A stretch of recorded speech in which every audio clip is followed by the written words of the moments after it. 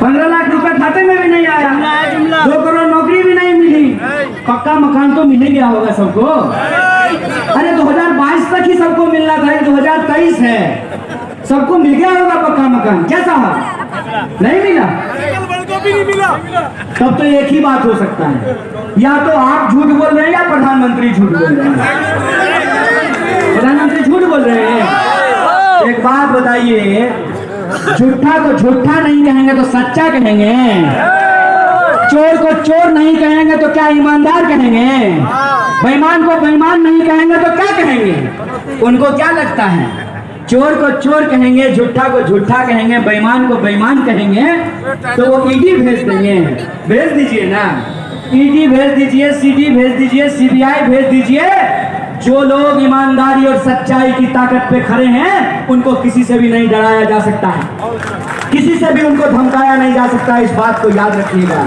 राजस्थान आकर के कह रहे हैं कि हमारी गारंटी है। अरे मैं आप लोगों को याद दिला देना चाहता हूँ, माता जी आप यहाँ खड़ी हैं, हिंदू संस्कृति में जब शादी ब्याह होता है तो अग्नि का 7 फेरा लेकर के 7 वचन देते हैं नहीं देते हैं? तो मोदी जी का भी ब्याह हुआ है, अग्नि का फेरा वो भी लिए होंगे, 7 वचन वो भी दिए होंगे, निभाए क्या? मोदी की ही गारंटी थी ना। बोलिए, अग्नि को साक्षी मान करके धार्मिक रीति रिवाज के हिसाब से, हिंदू संस्कृति के हिसाब से उन्होंने एक महिला को 7 जन्म तक 7 वचन निभाने का वादा किया था। पूरा किया क्या?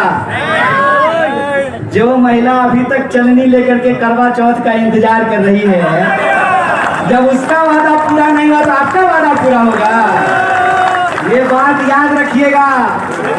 अगर भाजपा होती, अगर आरएसएस होता, अगर वो 5 वादा करते ना, इवन वसुंधरा जी होती, अगर वो 5 वादा करती ना तो कम से कम 1 वादा जरूर पूरा कर देती। ये प्रधानमंत्री का गारंटी है। अगर वो गारंटी ले रहे हैं तो इस बात की पक्की गारंटी है कि वो पूरा नहीं होने वाला है। इस बात को याद रखिएगा। उनको मालूम है कि वो कोई चीज लागू नहीं करेंगे, वो वृद्धा पेंशन देंगे नहीं, छीन लेंगे। आपको जानकारी होनी चाहिए, रेलवे में बुजुर्गों को कंसेशन दिया जाता था, रियायत दी जाती थी। आपको मालूम है उसको बंद कर दिया गया है। आपको मालूम है कि नहीं? प्रधानमंत्री कहते हैं कि मैं चाय बेचता था, आजकल तो आप एयरपोर्ट बेच रहे हैं साहब, और भावनात्मक बातें करते हैं जनता के बीच में आकर के। अभी आए थे और परिवारवाद पे भाषण दे रहे थे। परिवारवाद पे जब भाषण दे रहे थे ना तो मुझे बहुत जोर से हंसी आ रही थी। मेरी इच्छा कर रही थी कि मैं आप पत्रकारों की तरह जो है माइक ले लूं और उनसे जाकर के सवाल पूछ लूं, क्योंकि आप लोग तो पूछिएगा नहीं। तो मेरी इच्छा हुई कि मैं ही जाकर के उनको पूछ लूं, और मैं ये नहीं पूछूंगा कि आम आप कैसे खाते हैं, काट करके चूस करके। मैं बस उनसे ये पूछ लेता कि साहब आप परिवारवाद पे भाषण दे रहे हैं तो बस ये बता दीजिए कि ज्योतिरादित्य सिंधिया जब कांग्रेस में थे तो परिवारवाद था, भाजपा में चले गए तो इसको क्या कहें, परिवारवाद कहें कि समाजवाद कहें? बस इतना बता दीजिए कि अगर कांग्रेस के किसी नेता का बच्चा अगर किसी जगह पे पहुंच जाए तो वो परिवारवाद है। ठीक बात है। तो जैसा जो है उसके जो पप्पा हैं अमित शाह, देश के गृह मंत्री, वो जो बीसीसीआई का सेक्रेटरी बन गया है, कौन सा एग्जाम लिखा था, कौन सा कंपटीशन दिया था? अरे आप सफाई कर्मचारियों की नौकरी देने के लिए भी इंटरव्यू लेते हैं, झाड़ू लगाने के लिए आप इंटरव्यू लेते हैं, नाली साफ करने के लिए आप इंटरव्यू लेते हैं, और अपने बेटा को, अपने लल्ला को बीसीसीआई का सेक्रेटरी बना दिए। कौन सा इंटरव्यू लिए थे? ये परिवारवाद है कि नहीं है? रही बात भ्रष्टाचार की, तो मैं सारे कांग्रेस के नेताओं को आजकल कहना शुरू किया हूं, ज्यों ही आपके घर पे ईडी आए, घंटी बजाए, क्या आप तुरंत दरवाजा खोल करके मोबाइल अपने कान में सटा लीजिए और कहिए जी अमित शाह जी बोल रहे हैं, मैं अभी तुरंत भाजपा ऑफिस आ रहा हूँ, तुरंत ईडी आपके घर के बाहर से लौट जाएगी। यही हो रहा है ना। अगर आप कांग्रेस में हैं तो आप भ्रष्टाचारी हैं, लेकिन जो ही भाजपा का झंडा आप ओढ़ लीजिएगा तो आप सदाचारी हो जाते हैं। हाय रे बेईमानी, कसम से ये बेईमानी देख करके ना मजा आ जाता है। ये इनका है परिवारवाद और भ्रष्टाचार की सच्चाई। आजकल राजस्थान में आकर के कह रहे हैं कि गुंडागर्दी पर रोक लगाएंगे, बड़का बड़का पोस्टर लगाए हैं, और जहां लिखा है गुंडागर्दी पर रोक लगाएंगे उसके नीचे अमित शाह का फोटो लगा दिया।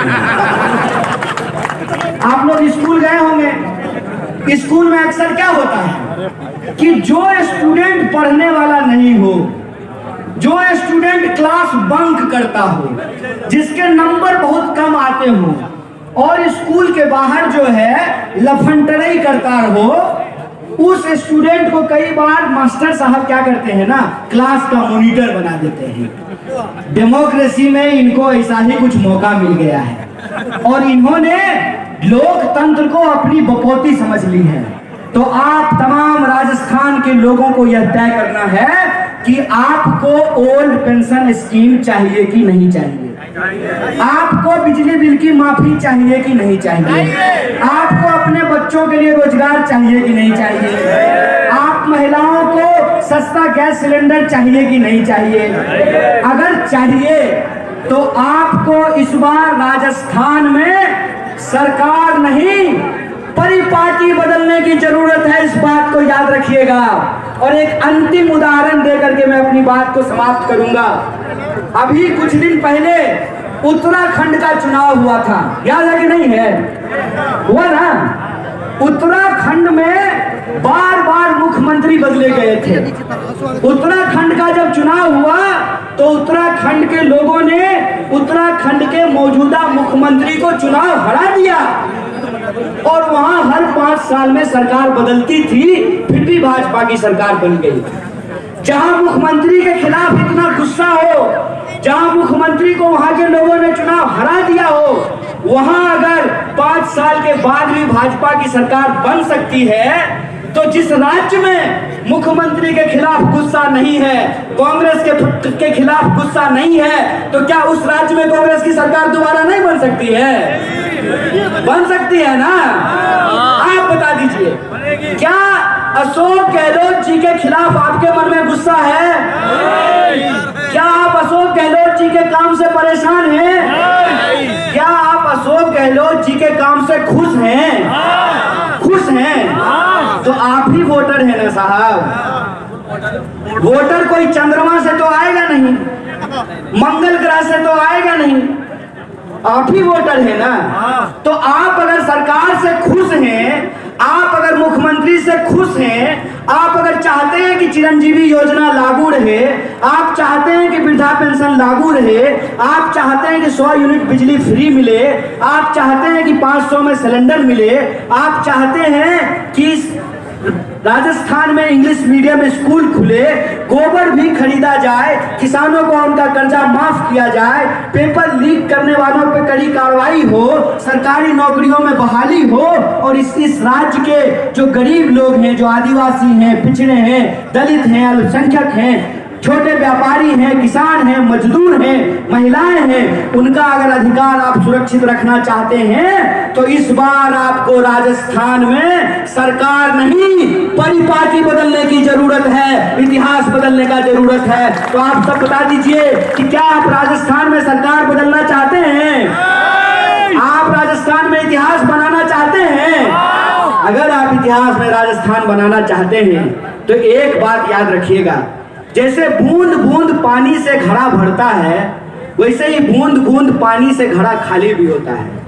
जैसे एक एक ईंट के जोड़ने से मकान बनता है, एक एक पत्ते के मिलने से तना बनता है, तना से पेड़ बढ़ता है, पेड़ का जड़ होता है, उसी तरीके से एक एक एमएलए के चुनाव जीतने से बहुमत मिलता है। अगर आप चाहते हैं कि राजस्थान में लोक कल्याणकारी योजनाएं जारी रहे। अगर आप चाहते हैं कि आपके बच्चों का भविष्य सुरक्षित रहे, आपके लिए न्याय और सुरक्षा सुनिश्चित रहे, तो आपको इस बार हमारे एक एक एमएलए को हाथ के पंजे के छाप पर मोहर लगा करके, बटन दबा करके उनको भारी मतों से विजयी बनाना पड़ेगा। आखिरी बात बोल करके मैं अपनी बात खत्म करूंगा। क्या आप हमारे एमएलए अमीन कागजी साहब से खुश हैं कि नहीं है? क्या वो सभी समाज के लिए काम करते हैं कि नहीं करते हैं? क्या वो सभी धर्म के लिए काम करते हैं कि नहीं करते हैं? अगर करते हैं तो आप अमीन कागजी साहब को अपनी दुआ दीजिए, अपना आशीर्वाद दीजिए, और हम आपको कांग्रेस पार्टी की गारंटी देते हैं कि जितना फायदा प्रधानमंत्री अपने दोस्त को पहुंचाते हैं, जितना कर्जा वो अपने दोस्त का माफ करते हैं, उतना ही पैसा, उतना ही धन हम आम लोगों के जल कल्याणकारी योजनाओं पे लागू करेंगे। इसी आशा और विश्वास के साथ आप तमाम लोग जो पूरे धैर्य से हमारे इस कार्यक्रम को सुने, अपने घरों में बैठ करके सुने, इस मोहल्ले के, इस टोले के, इस क्षेत्र के आप सभी आदरणीय लोगों को धन्यवाद कहते हुए, प्रणाम कहते हुए अपनी बात को खत्म करूंगा। शुक्रिया। इनकलाब जिंदाबाद। जय हिंद, जय भारत। एक बात सर, दो बोल बस इतना तो बता दे। 5 राज्यों में चुनाव है सर, 5 राज्यों में चुनाव है।